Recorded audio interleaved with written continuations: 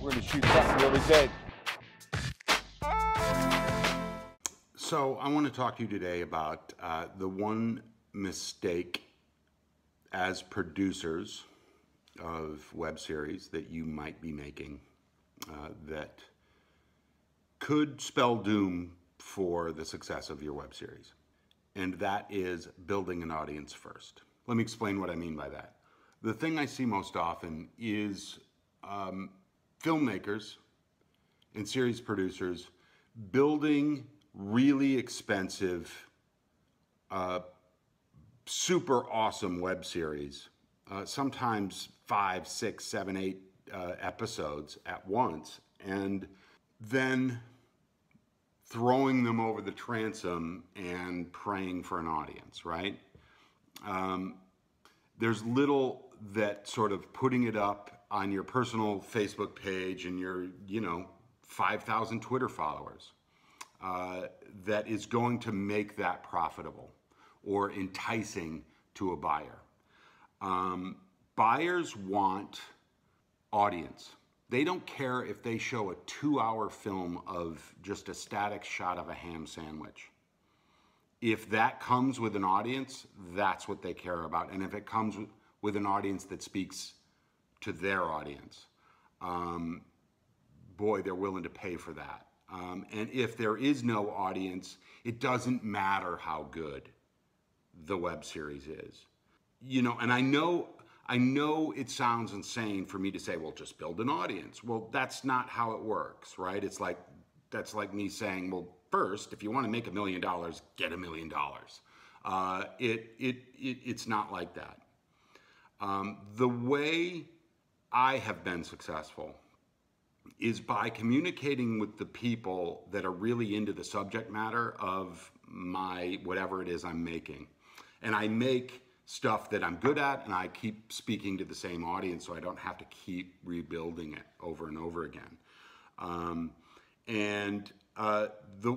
I literally start with the idea of what is the ideal viewer of my content before I ever shoot anything. What is it that they keep talking about online? Where are they saying it? Are they in a chat room? Are they on Facebook? Are they on, a really cool forum somewhere? And then I go out and I find them and I start having conversations with them and I start driving them towards my site. And I have accumulated quite a large mailing list.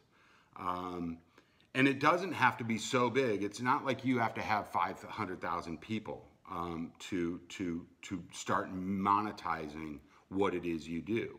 So I start communicating with them long before I ever make anything, and they start talking to me very vociferously. And some of you are probably watching this that I have been in communication with. And they start talking to me about the subject matter that I am about ready to make my next series on. My next series is that Jim Wools piece, the guy who wrote the screenplay for Fight Club. And that is a supernatural thriller. And so there are so many supernatural thriller fans, and I just start communicating with them. And before you know it, they're communicating back, and they're actually contacting me through my website, and I'm collecting emails, and they love being communicated with. They love having that two-way conversation with a producer or a director. Many of them are filmmakers or people who want to be filmmakers. Others are just fans of the genre. And before you know it, I kind of get a pulse of what it is that they love. It doesn't mean that I just make something that isn't artistic and doesn't have my own artistic vibe in it, but it does mean that I'm listening to them. If they're telling me they want me to explore a particular subject and I start seeing that same conversation over and over again, and people continually tell me that, well, I better listen to that, because that's what essentially the market is telling me. Now, it's different if you want to be an auteur, an artist, and you have a particular thing that you make, but usually films that are not market oriented find a particular audience. Those become cult classics. Those become things like that. It takes a long time. That's a long runway. And that is fine. And I think that that's a great approach and something that if that's what your voice is, you got to do it. But if you are in the idea of saying, look, I want to make web series that people love and that people want to watch and people will flock to, I have to listen to the market and I have to build my audience first. If I'm making something very expensive without testing whether anybody wants to watch it, I'm in a lot of trouble because then I'm guessing and I'm praying for luck. I'm hoping that an audience magically appears. But if I want to make money doing it, I communicate with that audience. I continually prep them and tease them with little bits of what I'm doing.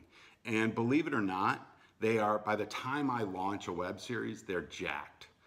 There are great techniques that I use online to communicate with an audience that have made me a lot of money. And I don't have another job.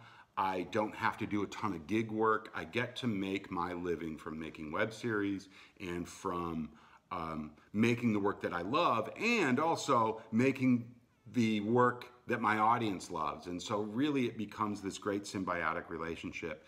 And if I decide to stay in the supernatural thriller space, which I intend to do for the time being, I'm going to continue to be able to put my work in front of that audience, and that audience continues to grow every time I put something out. So as I grow, they grow with me. As I get to know them, they get to know me. They get to know what they like about my work. And this is a really great way for you series producers and video creators to ensure that your content is going somewhere and is going to get watched. And then it's also a really great way to build that audience which gets you noticed by buyers. So it could be a studio, it could be a brand, it could be a combination of the two. It could be a really great distributor. They all of a sudden see the traction you're getting because you built an audience and there was a place for this to go, and they're not going to ignore that. That is how I built my career.